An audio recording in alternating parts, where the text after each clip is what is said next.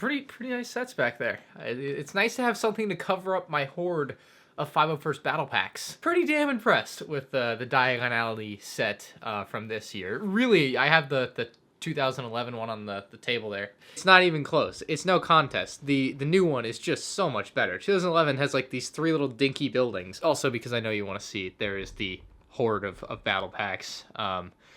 More coming. I'm gonna buy more. Just a few. I promise. Just a few. 100. Anywho, down to business. This is MandRproductions episode 139. And if you're new to the series, this is where you ask me questions and I answer them, or you can tell me funny jokes. I get a lot of funny jokes these days. First up from David Sanchez says, Legos put a limit on buying new sets on their site, limit 3. You think that's fair? Sure, it's as fair as you can. I mean, fair is a relative thing, and that's going to differ for every person, what they define as fair. But Lego typically and always has, I believe, put limits on things, especially when they are new to their store. And so that is no surprise that they are doing this. In store, the limit was 1, so that's at least a little bit better online if you're into buying more than one of thing. But yeah, that is what I think most people would define as fair. Marty X says, why are you paying full price for Lego sets? Where I live, Poland, toy stores, even big brands, have lower Lego prices than the official store. Well, that's also the case in America. But this, what I'm about to say, may put you in a coma here. I oftentimes pay more than full price for Lego sets because I buy them early. Or I try to buy them earlier, as early as possible. So yeah, I'll often pay way more than what any reasonable, sane person would normally pay for the same set. A lot of the time, because I don't give myself the luxury or the time to cherry pick where the cheapest place to buy a Lego set is. It's not really my MO for most Lego sets that I'm buying. When I go into it, I'm like, I want to get this thing as early as I can because that's just what I've always done and always been into. And there's the thrill of the hunt and all that that goes with that. And of course, it's good for the channel as well. But yeah, that's why I pay full price, because I don't wait for them to go on sale or wait for the store that will have them for cheaper to have them.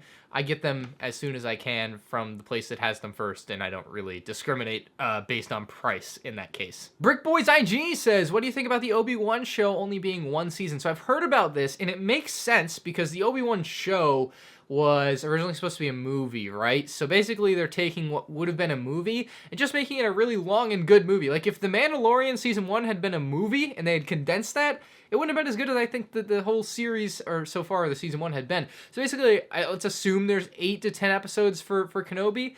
That's going to be really good, I think. And you like something like that, it's not as open-ended as something like The Mandalorian where you can do more things with it, because Obi-Wan is a pretty open and closed book as far as like where his story leaves off at episode 3 and where we see him in episode 4, right? Like, that's pretty much all you can do with a character like that. You have to fit it within that, and you have to fit within some pretty strict rules versus The Mandalorian, who's pretty much a brand new character with a blank slate. So it makes sense that it's only going to be 1 season. I like that. It doesn't, every show ever doesn't have to be a 10-season running thing. It's good to have something that's like, hey, we're just going to put our best into these 8 episodes, and that's it. And that's fine with me. Elbrick Studio says, Adidas just announced new Boba Fett shoes for the Empire Strikes Back 40th anniversary.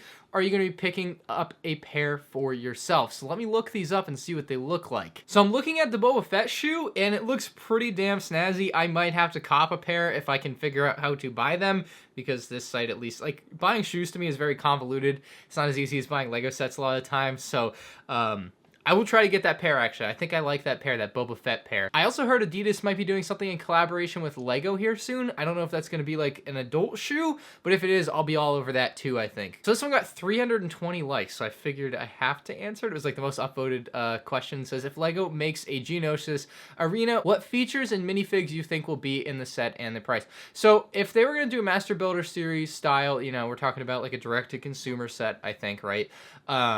We're looking at $250 to $350. That's just how much it's going to cost, right? Like UCS Hoth being the bottom of the barrel there at $250, and you look at something like Mos Eisley at $350, right? Like that's the kind of price range you're looking at for a big set like that.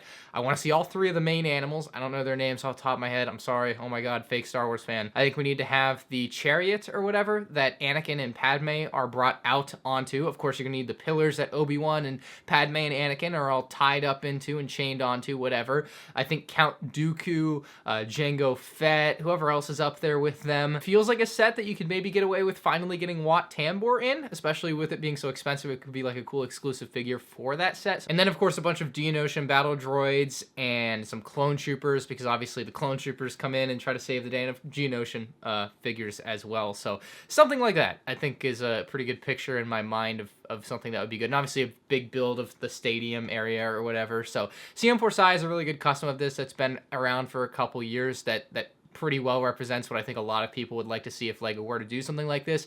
And I believe if they were to do something like this, it could happen in 2022 with the 20th anniversary of Star Wars Episode 2. That would be the most sensible time to do it. The LEGO commentator says, have you ever considered doing speed builds? If so, I hope to see them in larger sets like the UCS ones. So I think you missed the whole period in time in my life where for like a whole year I was doing speed builds on a channel called M&R Builds, and I basically scrapped that whole idea at the end of last year when Kappa came along. But it had some really good videos and done really well, and I was like, oh, this is gonna be a really cool thing to do. It's relatively easy to do because I just film myself building as I normally would and then speed it up, put music on, and upload it. Like, it was pretty simple to do, right?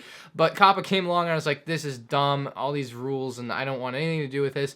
And another reason I stopped doing the speed builds on there is because of my eye floaters, and I just didn't want to build on blank slates of white or light blue with very bright lights on it so that it looks good for the video. It was very annoying for me. I'd wear sometimes 2 pairs of sunglasses while building because it was just that bad. And I will not be doing them in the future probably at all. I have no interest in it. I just want to build and enjoy my builds. I think that that's not too much to ask for. There are other channels that do really, really good speed builds. If you want to see sets get built, that's there. I also, like, I think the way you refer to it in your question is you would want me to do them in a review video. And I think I had done that a couple times back in like 2016, 2015, like that.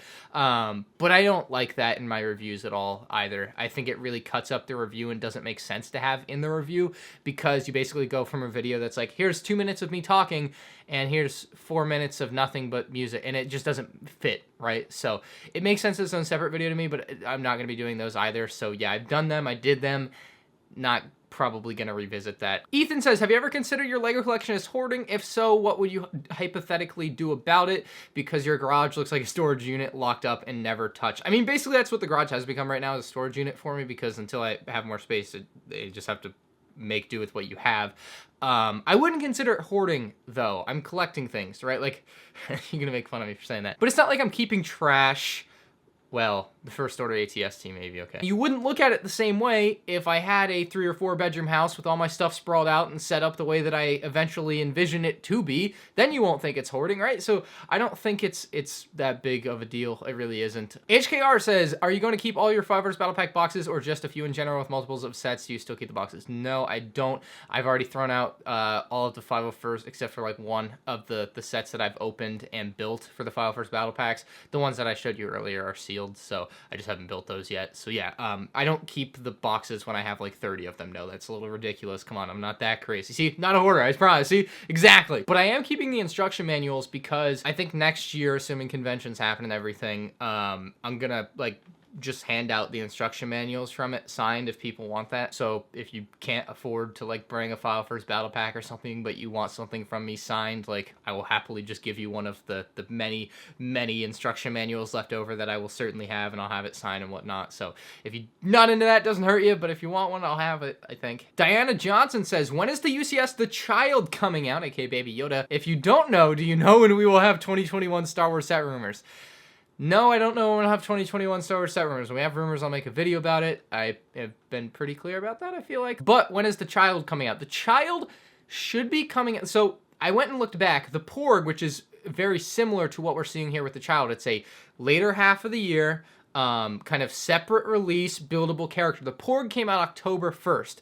So to me, it would make sense if The Child also came out October 1st. And it also would make sense because you usually see things like this, if it's going to pop up in a one-off place, happen just a little over a month before. We saw that with the File First Battle Pack in the AAT before their August 1st normal release, other, you know, COVID crap and whatever aside with the delayed releases for US. But it's a similar thing here. I think that this set will probably be October 1st, so a month from now. However, there's also a chance that it'll be November 1st. I've also heard November 1st. I'm not 100% sure which it's going to be. It's one or the other. And obviously you'll see it trickle into stores a little before or a little after that, and it'll be available on lego.com and at LEGO stores on that official release date. So you can look forward to that coming out. It's going to be $80 as well. That's the official price for it. I've looked into that, and that's going to be what it's going to cost. So pretty snazzy looking set, one that I'm hoping to get. Unfortunately, I was not able to get one from anyone in Luxembourg that got one, so oh well. Lego Boba Fett with 142 upvotes. So again, I feel obligated to answer these questions. I get a ton of upvotes like this. But he says, do you think we'll be seeing any more clone battle packs within the next year or two? So as of right now, there are no battle packs next year, right? And that can change, or that may be incorrect information, or there may be $30 battle packs in the summer of 2021. Who knows, right? Like, there's a billion possibilities right now, and everything is up in the air. By mid 2022, will we have seen another clone battle pack? Yes. I would be really surprised if we don't see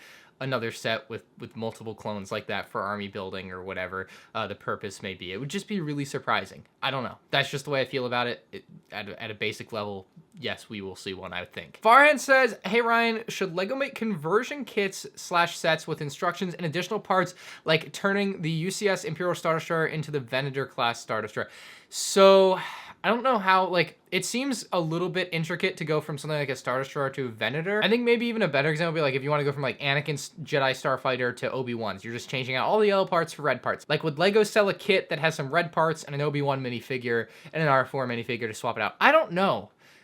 Part of me thinks it's not a good idea because it's like, if you're the consumer, right, it's worse for the consumer. I'll just use my dumbed down example for Anakin Starfighter, and let's say it's $30, right? Anakin Starfighter is $30, and if they were gonna release a Obi-Wan Starfighter on its own, it would be $30 as well. So if you wanted to have both, it would cost you $60.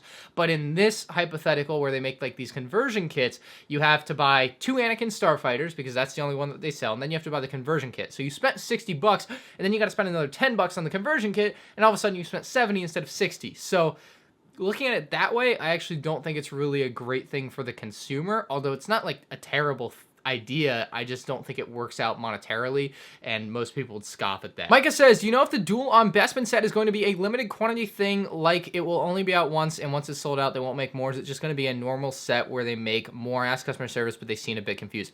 Lego customer service doesn't seem to jack all these days, but that's just my takeaway from getting comments. I haven't actually talked to them at any point recently. But a week ago, when you asked this question, I would have told you I think they're going to make more. Now, I don't think they're going to make more. I think this was just a one-time run. And however, I think Lego purposefully didn't tell people this because they didn't want a super frenzy like they had, I guess, with the Vader bust, where they were like, hey, we only have 5,000 of these, and then people were going crazy. They're like, hey, we're gonna release this, and they didn't tell people it was gonna be like only 5,000, so people didn't go super crazy. But it hasn't shown up in Lego stores. It's not coming to Target physical stores, not at Toys R Us physical stores in Canada. It was an only online thing. It seems to be sold out everywhere online, and that's it. It's over. I don't think there's going to be more. I thought there was going to be more. That was just my personal opinion on it a week ago, and now my opinion has changed because it doesn't seem like there's going to be more. This sucks for people that wanted one. The scalpers reign supreme again, I guess, which sucks again for the people that wanted one, especially at a reasonable price. And I suggest if you want one and you're going to pay the price for whatever it costs, because that's how you buy things, it just costs what it costs, you should buy it now rather than wait, because I checked the Vader bust recently, and that thing, I believe when it first came out, it was much like this, a $40 set at Target, and you saw the set come out, and, you know, people were scalping on eBay and Bricklink, I don't know, 80, 90 bucks, but I feel like now it's like $150, $200. So if you are going to buy this set, the time to buy it is now while it's at the cheapest it will probably ever be, because right now there's the most amount on the market, right? So give it a shot now, otherwise you're kind of going to be SOL. I'm pretty sure they're not going to make more, though. Like, that's just my best educated guess from taking a look at the landscape of things right now. And it was supposed to be a Star Wars Celebration exclusive set, so I understand why it's a North America exclusive thing. Like, it makes sense, but it's still kind of crappy. Kai Lucas says, what do you think about Lego The Office now being allowed up on Lego Ideas again? I had this epiphany on my live stream the other day, and I don't know who nudged me in that direction, but someone commented or donated or something, and I was like, oh, that's a good idea.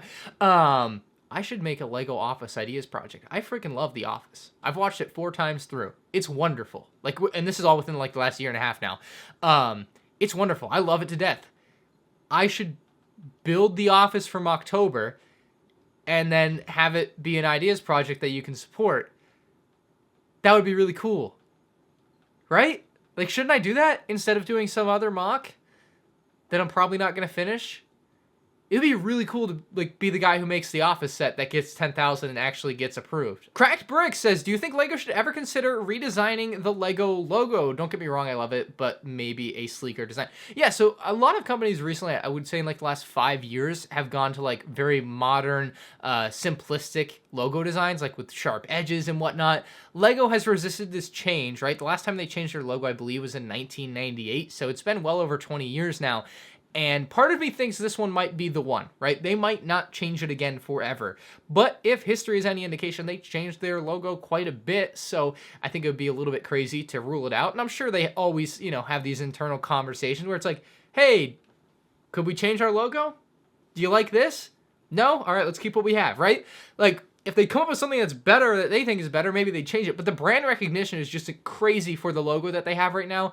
And I would be hard-pressed to see them changing it. I don't think they should change it. I think it should probably just stay what it is. I don't see a reason to change it, but who knows? Anything can happen. It is 2020 after all. Maybe before the year's out, they're like, hey, we're changing our logo. It's going to be wild. Dane says, have you heard about Borat 2 coming this winter? I saw the footage. I don't know if there's actually Borat 2 coming, but apparently Sacha Baron Cohen was filming something with Borat in LA, and if it ends up being a Borat 2 movie, that would be incredible. It would be so great. I would love that.